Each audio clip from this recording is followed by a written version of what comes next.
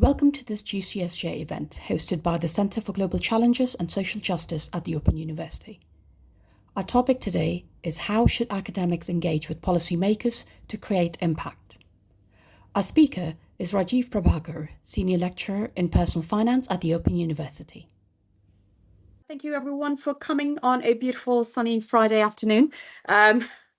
We are hosting, so Rajiv has kindly organised a session that looks at how academics should engage with policymakers to create impact. We thought it would be helpful to have to start looking at how the centre could better support sort of the ref work that the school is doing more widely. And as part of that, we have Rajiv who will be speaking on this based on his experience, because he's also worked as a Parliamentary academic fellow at the UK Parliament. So lots of learning that hopefully we can all take away from that Rajiv's kindly agreed to share with us. As always, we will be recording this session. We'll record the part where Rajiv is giving the talk. We will not record any Q&A session, Q&A part of the session. And yeah, so over to you, Rajiv. So I'm going to talk about how academics should engage, how should academics engage with policymakers to create impact. And what I'm going to do is talk for about maybe half an hour or so. So I'm to allow for time for questions and so on. And what I'm going to do is lay some of the context about engagement. I'm going to talk primarily about engagement today, and distinguish that from impact a little bit. I'm also going to be talking about my experience as a Parliamentary academic fellow in the UK Parliament since 2021. And I'm also aware many of the people here have already done fantastic engagement and impact work already. So I'm sure there's just as much I can learn from you as anything you'll learn from me. So I'm already aware that there's lots of great experience here. I hope you find some things useful. This is very much based on two things really for my role. Firstly, I'm involved in the kind of C20 REF unit of assessment, and so part of my work is to do with engagement. But what I'm going to talk about stretches beyond the kind of REF. So even if you're not interested or your work goes beyond the REF, that's fine, completely fine. I want to talk about kind of engagement more broadly. Second, I'll talk a little bit about my experience within the UK Parliament and kind of some of the constraints and challenges based on a reading of the kind of academic literature about engagement. So to start off with, so engagement, you might be interested in using your research to engage with policymakers, for example, and create impacts. Now, although I'm going to specifically be talking about policymakers, hopefully some of the points I make here can apply with any kind of broader stakeholders you may be interested in engaging with, practitioners, charities, think tanks, non-academics basically. I'll be talking a little bit again primarily about engagement and also distinguishing that a little bit from impact, because they are kind of two separate things. So just laying some of the kind of why we might be interested in this. So with my C20 hat on, the upcoming Research Excellence Framework, which will be in 2029, engagement and impact has been an important part of previous REFs, and it will continue to do in the forthcoming one. And there's a 25% weighting is for engagement and impact. 25% is also on what's called people, culture, and environment. and then half is for research outputs. So over half of the weighting for the RAF goes beyond research outputs, and 25% of which is engagement and impact. Now, work on that is still forthcoming about distinguishing, but notice it's easy to kind of just focus on impact and think, well, that's the whole story here. But actually, it's for engagement and impact.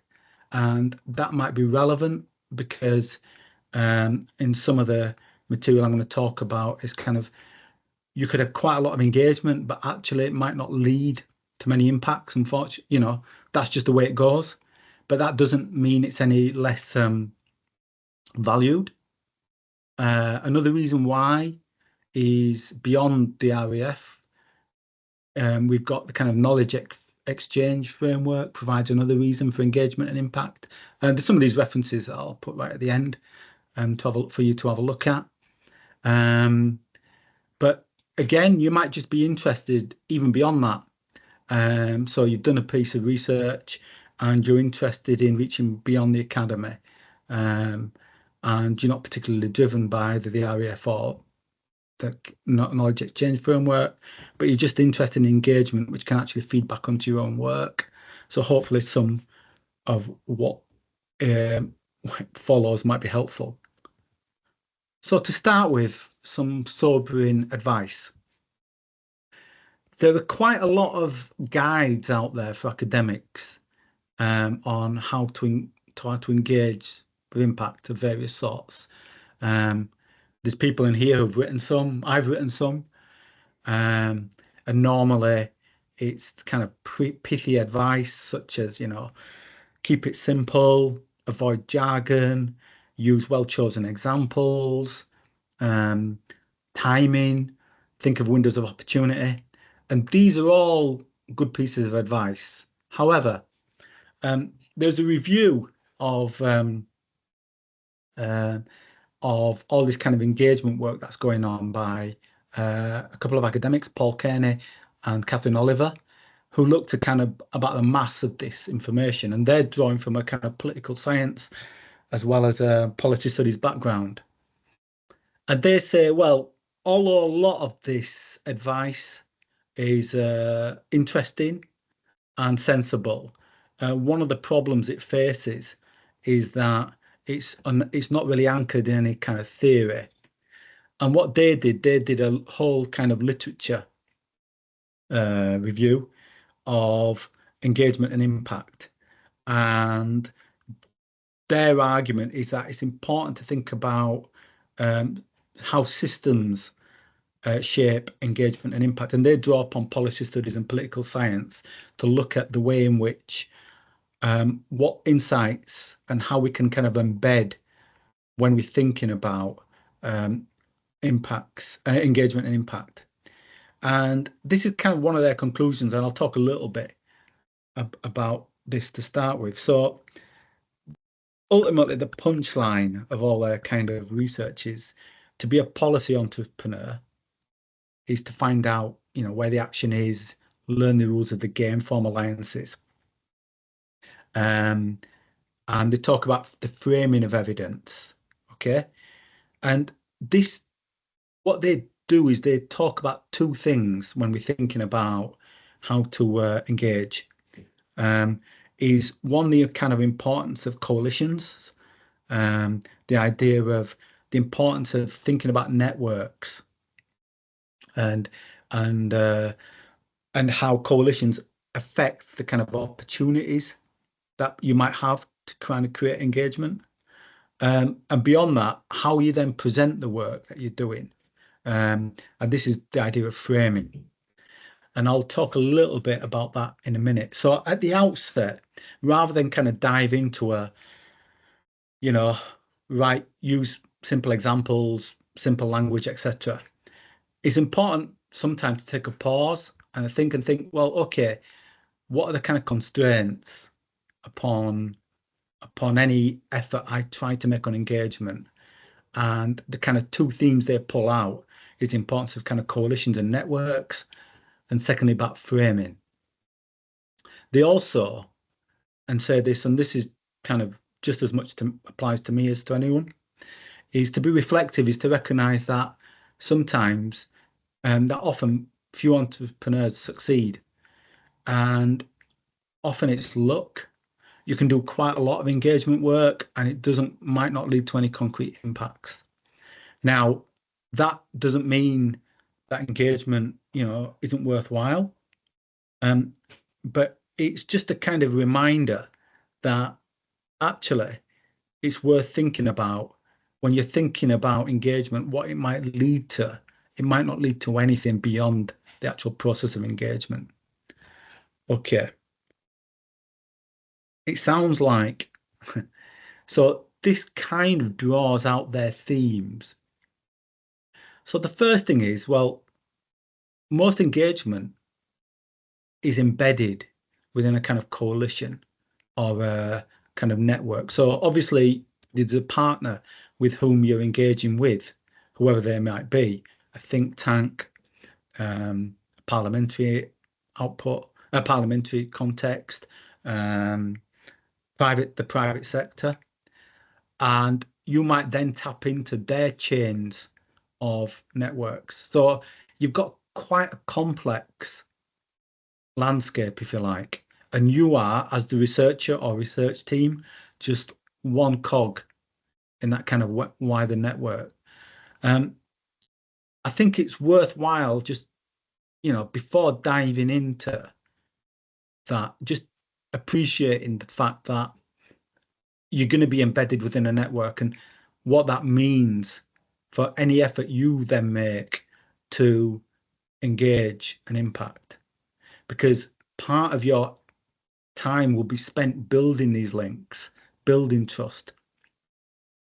And just to kind of foreshadow one of the things, these things take time. So kind of one of the messages is that it's not like, okay, I'm going to engage today and suddenly tomorrow everything will be fine and dandy.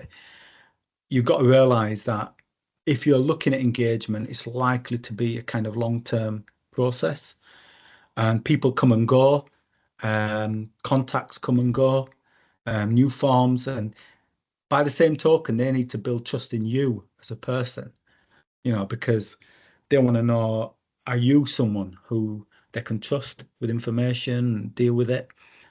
So part of any engagement would involve this kind of relationship building. Secondly, what is called bounded, they draw attention, Kearney and Oliver, to the bounded rationality of policymakers. And by that, they're talking about the constraints that policymakers are under. They say that often, as researchers, we often think that basically policymakers, they face an information gap. Researchers think that the key issue for policymakers that they face an information gap, and we as researchers come along and plug that gap. We've done some original research, we provided that, and we're there to dispel uncertainty. And actually, what Kenny and Oliver point out is that, well, policymakers often have a mass of information, and sometimes they just don't have the time or the capacity to process that. And adding to that ever-building mass of information might not be the most effective way of engagement. And what they say is that as a researcher, one of the things you should think about, and it's kind of a gear shift, is how you present your information. And this is more to do with presentation, framing. But then but the implication of that is that that can then lead to lots of dilemmas as well, which is, at what point do I stray as a researcher from being a kind of impartial observer to being a kind of policy advocate? Would I be accused of bias? And so what they're saying is that any realistic approach to engagement needs to look at the idea of both the importance of coalitions, and also about how you frame or present your research. And I think it's worthwhile at least reflecting on that before you kind of dive in to engagement. And I'm just going to kind of illustrate how some of this affected my own experience within the UK Parliament. So again, I'm going to focus mainly on engagement because kind of that's my role. I'm kind of the engagement lead for the C20, which is the social policy and social work unit of assessment in the forthcoming RAF. But as I say, I'm happy to support any form of engagement. And there's kind of a widespread literature of what do we mean by engagement. And there are lots of different types of engagement. So again, Oliver et al. These references are all at the back. I'm happy to share the presentation at some point as well.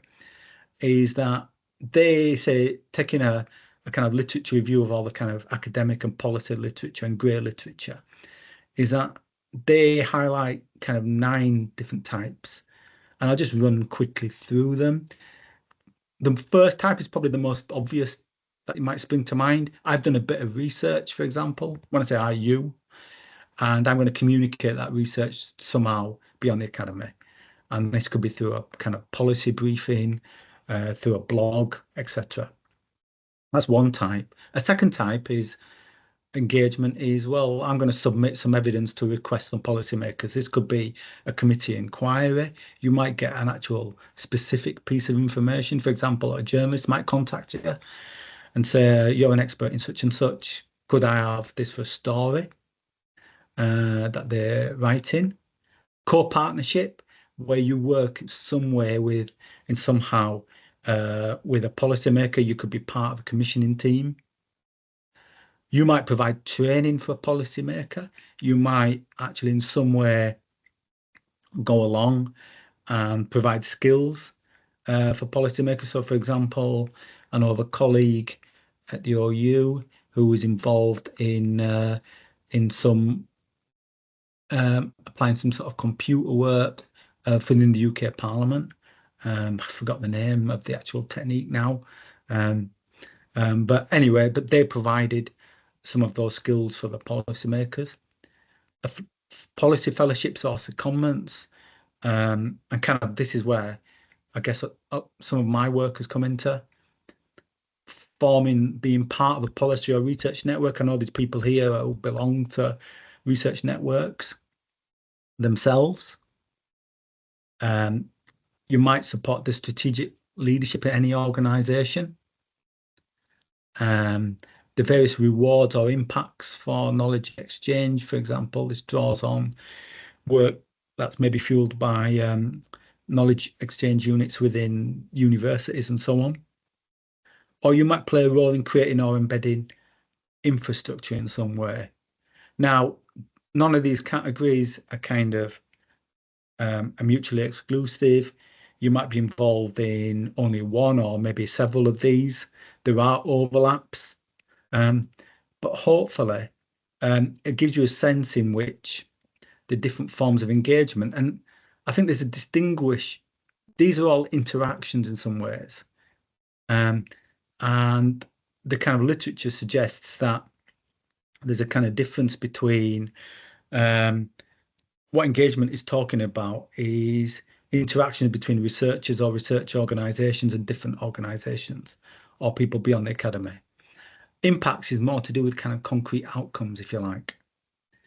And of course, sometimes, and the hope might be, engagement leads to impacts, but it doesn't have to be. And it might well be you could be involved in quite a lot of engagement that doesn't actually lead to any concrete impact. And I'll talk a little bit about that at the end. So that's kind of general stuff. So what I want you to take away from that is the idea of think about, when you're thinking about engagement, about context to start with. Think about how are networks going to affect my engagement activities, and how am I going to talk about how am I going to frame my work. So a little bit about me. So what's my context? So I'm in the economics discipline, and I have had a parliamentary academic fellowship at the UK Parliament since 2021. So the first part, I was in the House of Commons Library, where I did a project on financial inclusion between 2021 and 2022 and 2024, I moved to the Knowledge Exchange Unit in the Parliamentary Office for Science and Technology. I'll talk a little bit about that later. I did an evaluation of their PAF scheme. And now I'm in a different section of the House, which is in the members and member staff services team, doing a project on the career support that was provided for MPs who lost seats at the 2024 general election. So I've kind of been in different sections of Parliament. If you know, I've been there since 2021. So this kind of picks up on one of the points, which is when you're building networks, it's kind of a long-term process. You get to know people, they get to trust you. So when you're thinking about engagement, and I'm sure many of you already have many existing networks and you're familiar with this. Also be aware that different parts of any organizations have their own different agendas, different ways of working, and paying attention to that is kind of useful. And I'll talk a little bit about some of the kind of ways I've kind of navigated that and the presentation of stuff. So that's kind of a little bit about me. So organisation, I'll just talk a little bit about the Parliament, just to give you a kind of insight.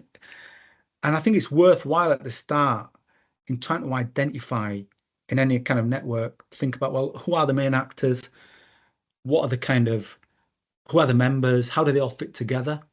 So for example, within the Parliament, there's different ways research is used within Parliament. So you've got the committees, and they're split between the House of Commons and the House of Lords. Each have their different committees. Then you've got the libraries, which are the House of Commons Library and House of Lords Library. These are impartial parts provided. They provide impartial research services for all parliamentarians. By that I mean members, MPs and Lords, and also their staff. Then there's POST, which is the Parliamentary Office for Science and Technology, which is kind of a bridge between the Academy and Parliament. Then there are the individual MPs and their researchers, peers and their researchers, and what are called APPGs, all parliamentary groups. So what I'm trying to point out here is that there's already, even in something like the UK Parliament, and I'm not even talking about the Scottish Parliament, or the Welsh Parliament, the Northern Ireland Assembly, and so on, is that it's useful to unpick who are the different sites, and they'll all have different kind of agendas and different timelines, different what they want. So part of a starting point in engagement is to think about, well, who are the different players? What might they want? And I've kind of navigated between the library and POST, which are collectively known as the Research and Information branch of the House Services. Okay, and they've each had their own different culture and so on. So again, just a little bit, I've just explained that. Within the libraries, they provide policy briefing papers, and they also provide a rapid and responsive service to all MPs. Any MP can send a confidential inquiry, and they can ask about anything. And there's a kind of team supporting that. And the Parliamentary Office for Science and Technology is slightly different. They kind of more linked to the universities, and they provide kind of scanning briefings. The format of their work is slightly different. So they're kind of what they call post notes. They have a different kind of remit. They kind of, I think, about 3,000 words, whereas policy briefings at the libraries are different. They can be much longer. And that just gives you an example of how things differ in different parts of an organization. and they provide reactive advice for committees and libraries themselves, post briefs. The point is that getting to know, it takes time to get to know this. And so part of any issue is being embedded in any kind of coalition. So how do you frame things? Okay, well, so I've done some work on my own work is kind of personal finance, and there's kind of a personal finance hub. And there's people here on this call who've done kind of excellent work on personal finance. So when I arrived at the Commons Library, I was attached to the business and transport section. I think there are 8 different hubs within the Commons Library. So you've got social policy and social policy section, SPS, you've got EPAS, which is economic policy and statistics. So you can kind of see, as you get deeper and deeper, it kind of unfolds. So they arrived, when I shortly after arrived, the Work and Pensions Committee, which was a different part of the House, launched a Savings for Later Life inquiry. And one of the inquiry questions focused on the different retirement outcomes faced by men and women. Now, I'd done some academic work on the gender pension gap, and was also part of, I was chairing at the time, DB125, You and Your Money, and there's kind of work on pensions within that. And so I was already coming to this with some kind of background in pensions, and there's people here who are much bigger pension experts than I am. Okay, so how do I present that work? Now, this is the issue to do with framing. And I think one issue is that you've got to learn how what the rules of the game were for engagement. If I went seeing my task as to kind of impart knowledge on that, I don't think I would have got that very far, because actually the pension specialists that they have already on the committee's library, and also in British, the business and transport section, were already excellent. But a lot of times there's time poor, time constrained, and they don't have channels to do that. And so part of that involved talking to colleagues to start with, and you get a sense of what you can and can't say and framing it in a particular way.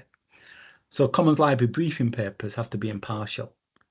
Now, I don't know if that's on the next slide. Okay, yeah. So to start with, I had to kind of learn the language. So it wasn't simply a case of I'm just here, here's a load of information, what I've learned, here's what we've done, here's some academic research, here's some teaching research. Now, it doesn't mean you can't draw on that, but you got to think careful for successful engagement in how you present that work. Now, within briefing papers, authors of briefing papers have to avoid impartiality, means that they avoid making any kind of statements themselves. Remember, these briefing papers are for all parliamentarians across all parties, and you don't want to give the impression of bias. You know, that's the first and foremost, and they're kind of big on impartiality. And there's a kind of an internal review process, and this takes time.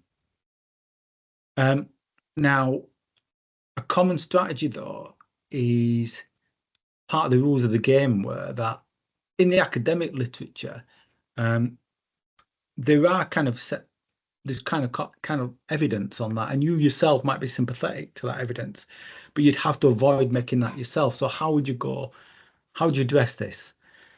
So generally, authors of briefing papers avoid making statements themselves. You know, they don't say, I am saying this. If you want to give air to a particular point of view, you'd quote others who are doing it. And you'd have to, for balance, also include other people. Now, ultimately, the choices have to be made by the policymakers, the parliamentarians themselves. Now, why am I saying all this? Because on the one hand, you've got your kind of academic background, your teaching background, but on its own, that's not enough for any engagement, in my opinion. And what I learned pretty fast was you've got to think about how you engage how you present work.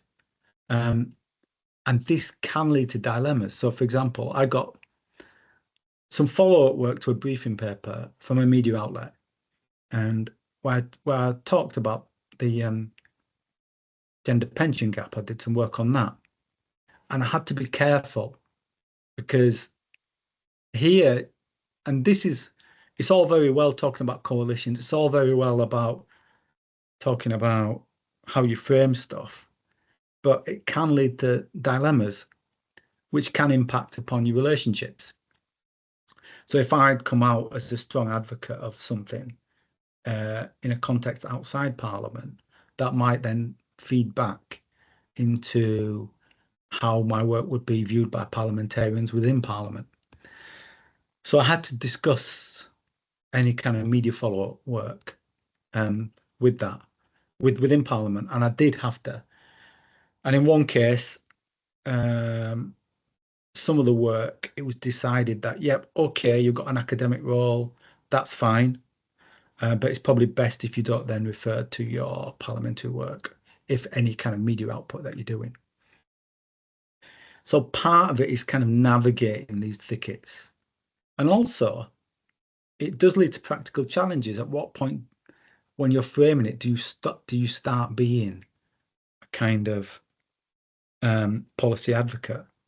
And a lot of academics, myself included, can be uncomfortable with that. I'm not saying I can provide any kind of hard and fast answers to that here. And I'm sure and any kind of general answer will vary for different people. But I'm just trying to give you a sense of, in reality, these are the sort of things that kind of confronted. So I'll just talk 5 more minutes. So thinking about that, what would be my 5 top tips? I mean, look, at the start, I've talked about how you should engage with policymakers, and it's tempting to just dive straight into a how-to guide, and guilty as charged. I've written some of them myself, but I've been thinking a lot about what the kind of review of the kind of literature said about this, and it's talked about the importance of placing things in context. Yeah. Now, I'm trying to embed this within that. So what would be my 5 top tips, if you like, based on that context? Number 1, it takes time. Building networks, building trust, getting people to take trust in you will take time. So if you're embarking on this yourself, be aware it will be, in my view, a long-term thing. Secondly, value engagement in its own right. Yes, great if you get impacts, but bear in mind that often it will depend. Policymakers are, in my opinion, they're often reactive. They're driven by changing events. They have different time horizons. I don't need to, I mean, take this week. There's probably lots of things high on the policy agenda at the minute since yesterday or the day before, which has suddenly cropped up. And policymakers are interested in that. So you might have a long-term project, but often the horizons for policymakers much short-term. That's part of life. Sometimes you might be in a lucky position where you can make a difference, great, but bear in mind you might not be able to. But that doesn't make engagement any less valuable. And for those who are worried about the RAF, remember it's engagement and impact, not just engagement. Secondly, do your homework. Think about, okay, you've done the research, but think about your engagement strategy. Who are the kind of people I want to reach? Who are the different organizations? Find out the different members of the networks. How am I going to get introduced? Again, this takes time. How can I build trust? Then pay attention to how your work is presented. And the point here, it's not simply a case of writing a user-friendly version of yourself to the outside world. That's maybe necessary, but it's not sufficient, in my view. It's not simply condensing the work, It's actually, well, how can I do it in such a way that it gets policymakers or whoever who may be time pressed, who don't have the time to listen, finally persist. Things don't always go right. Plenty has gone wrong in what I've done. You know, and plenty will go wrong. But honestly, my experience is, please do persist. Don't give up. Okie doke. I have to acknowledge permission to use a couple of slides from the Knowledge Exchange Unit. This was to do with the UK Parliament, and from Oliver Bennett, who MBE, who's the head of post. There was a couple of references to some of the stuff I've quoted from. But again, I'm quite happy to make these slides generally available. Thank you. Thank you for watching this GCSJ event. Please subscribe to this channel, follow us on social media, or visit our website to learn more about the GCSJ Centre and future events.